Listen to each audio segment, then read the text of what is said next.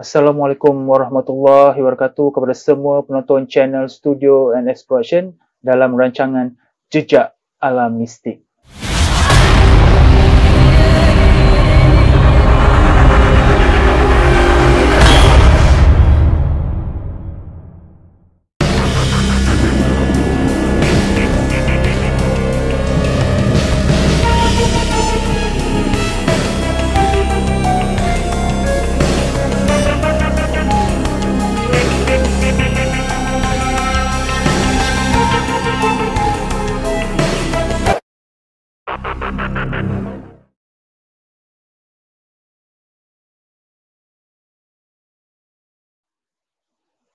Saya, Nazri Saleh Osanda. Hari ini saya akan bawakan kepada anda kisah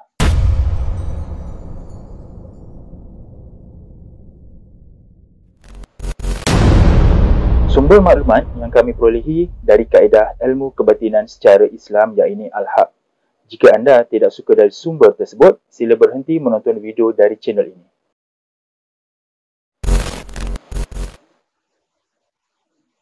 Sebelum anda menonton video di channel ini, bantu saya dengan tidak skip iklan dan jangan lupa like, share dan subscribe channel ini.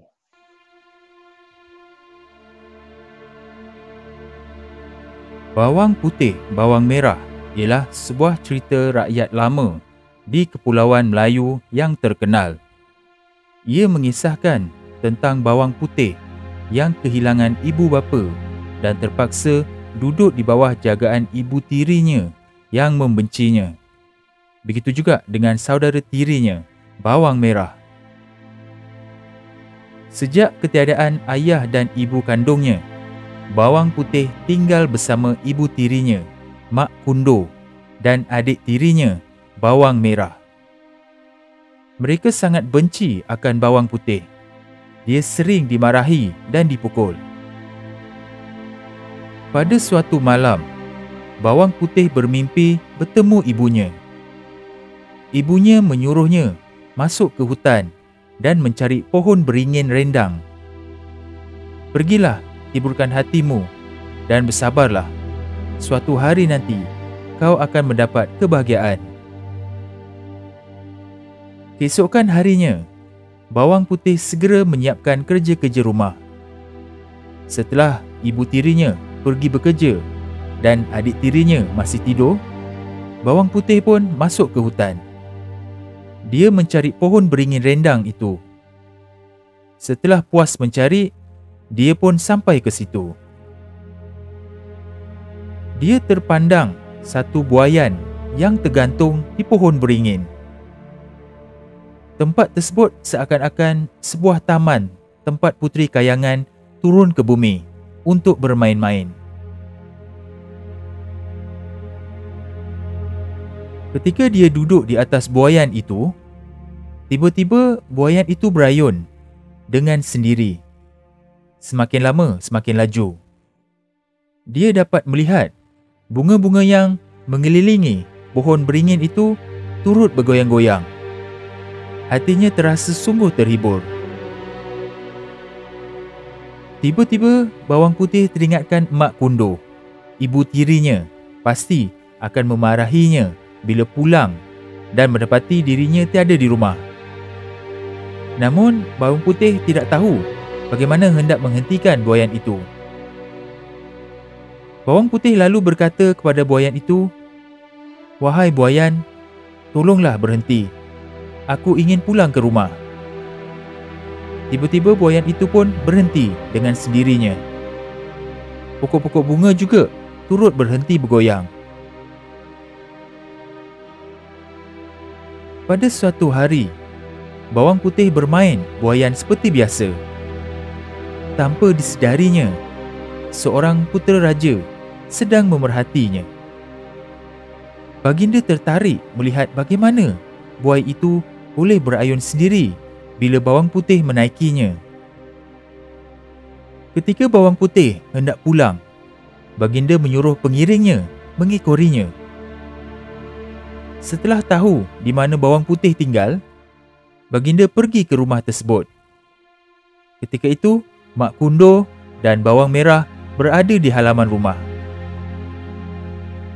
"Di manakah anak makcik yang seorang lagi?" tanya baginda. Mak Kundo menyangka baginda adalah orang kaya. "Makcik mana ada anak yang lain? Bawang merah inilah satu-satunya anak makcik," kata Mak Kundo. Baginda menceritakan tentang gadis yang dilihatnya bermain buai di hutan. "Bawang merah inilah yang bermain buaian itu," bohong Mak Kundo. Setelah beredar, Mak Kundo memaksa bawang putih menunjukkan tempat buaian itu. Mak Kundo membawa bawang merah bermain buaian itu.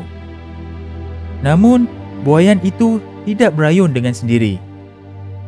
Putera raja mengintainya dari sebalik pokok. Baginda menyuruh pengiringnya ke rumah Mak Kundo dan membawa bawang putih ke situ.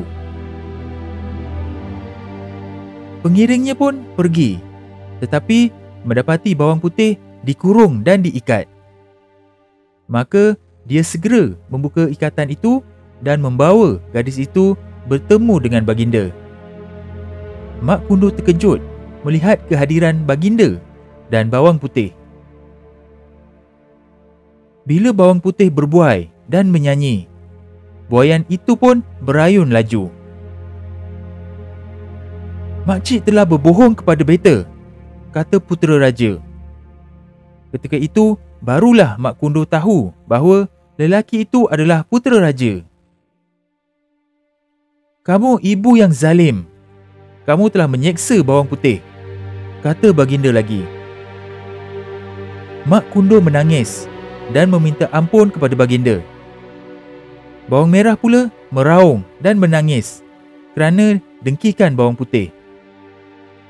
Bawang putih yang baik hati meminta putera raja mengampunkan Mak Kundo dan bawang merah. Baginda kagum dengan sifat kemuliaan bawang putih.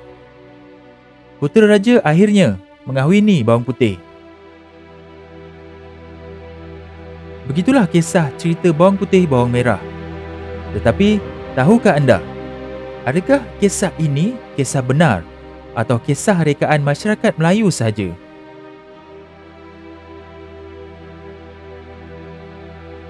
InsyaAllah, dalam video ini saya dan Puan Ita akan menjawab persoalan ini berdasarkan maklumat dari sumber batin. Apa yang akan saya sampaikan ini terpulang kepada anda sama ada ingin percaya ataupun tidak.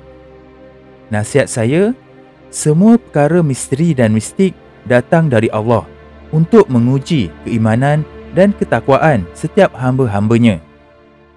Hanya kepada Allah saja tempat kita minta petunjuk, perlindungan dan pertolongan.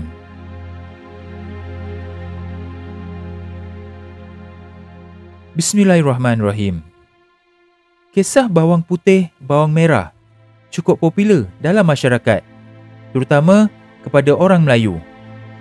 Tetapi, adakah anda tahu, adakah kisah ini kisah yang benar berlaku atau sekadar rekaan semata-mata? Berdasarkan maklumat dari sumber batin, kisah bawang putih, bawang merah bukanlah cerita rekaan masyarakat Melayu, tetapi ia berdasarkan kisah benar. Kisah ini terjadi di sekitar kaki Bukit Gedong, yang ini sekarang dipanggil Bukit Cina, Melaka. Cerita ini bermula pada zaman pemerintahan Raja Demang Lebar Daun ketiga dan keempat, di mana makamnya berada di atas Bukit Gedong tersebut. Makam raja-raja tersebut adalah makam dua pemerintah kesultanan terawal di kawasan Bukit Gedong ini, sebelum wujudnya Kesultanan Melaka di Bukit Melaka. Nama bawang putih sebenarnya bunga putih, dan nama bawang merah sebenarnya bunga merah. Saya tidak pasti kenapa cerita rakyat menukarnya kepada nama bawang putih, bawang merah. Ayah dan ibu bunga putih sebenarnya bekerja di istana Raja Demang Lebar Daun, tetapi tidak dapat dipastikan apakah pekerjaannya ketika itu. Sebab itu, mereka tinggal berdekatan dengan Bukit Gedong kerana dekat dengan istana. Selepas kematian ayah dan ibunya, Bunga Putih tinggal bersama ibu tiri yang membencinya. Begitu juga dengan saudara tirinya, Bunga Merah. Begitulah seterusnya, kisah seperti yang diceritakan pada permulaan video ini tadi. Di kawasan inilah terletaknya bekas rumah mereka, tempat kawasan mereka bermain semasa kecil. Dan sebenarnya, kubur Bunga Putih dan Bunga Merah juga berada di kawasan ini. Cuma lokasi kubur mereka tidak dapat dipastikan dengan tepat.